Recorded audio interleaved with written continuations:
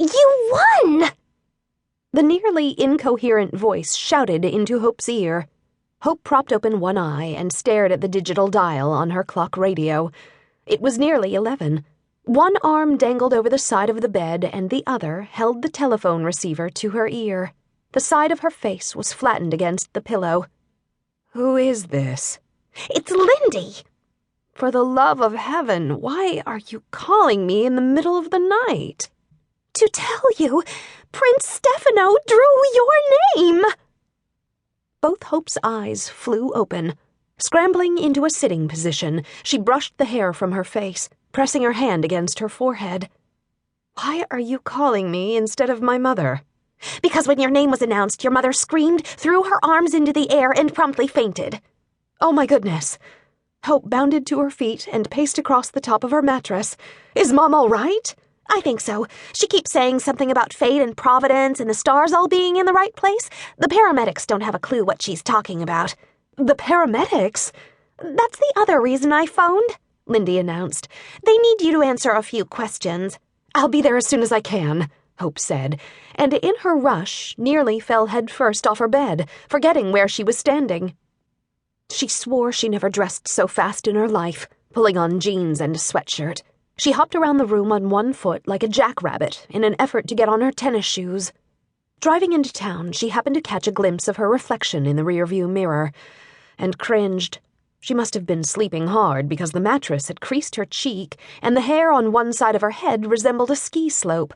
Her deep blue eyes seemed to have trouble focusing. Hope left her car with the hotel valet and rushed around the ambulance parked by the entrance and hurried inside the lobby where Lindy was waiting for her.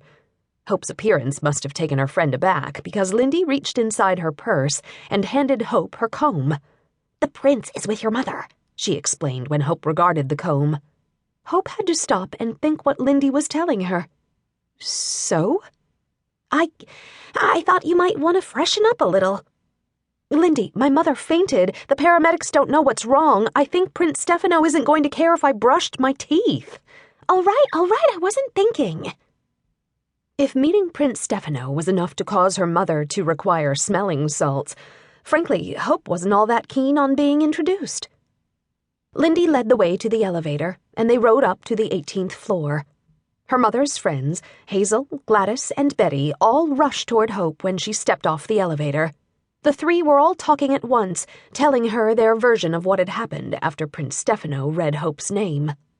"Your mother went terribly pale," Hazel said. "I told you she wasn't getting enough carrot juice," Betty insisted. "She isn't juicing properly." Gladys agreed. "This is the kind of thing that happens when you let yourself get irregular."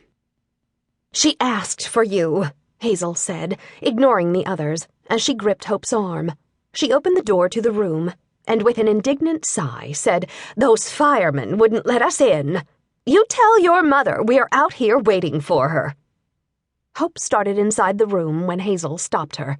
"Tell Doris she can have the hide-a-bed if she wants." "I will," Hope promised. Hope found her mother sprawled across a davenport, the back of one hand pressed against her forehead. The other hand was being held by the most incredibly good-looking man she'd ever seen. This was Prince Stefano. Then no wonder her mother had fainted. He was dressed in some kind of deep blue uniform with gold epaulets at the shoulders. A bright red banner crossed his chest, which was adorned with 3 rows of medals. All at once, Hope wished she'd heeded Lindy's suggestion about combing her hair. She looked a fright. Well, that couldn't be helped. It was too late to worry about it now. Her mother moaned softly, and noticing Hope for the first time, Prince Stefano stood. "Is that you, Hope?" Her mother's voice sounded as if it were coming from the bottom of a dry well. The question was followed by another low, breathy sigh moan. "Mom," Hope said, falling to her knees beside the sofa. "What happened?" I think I must have fainted." "I'm wondering if you could answer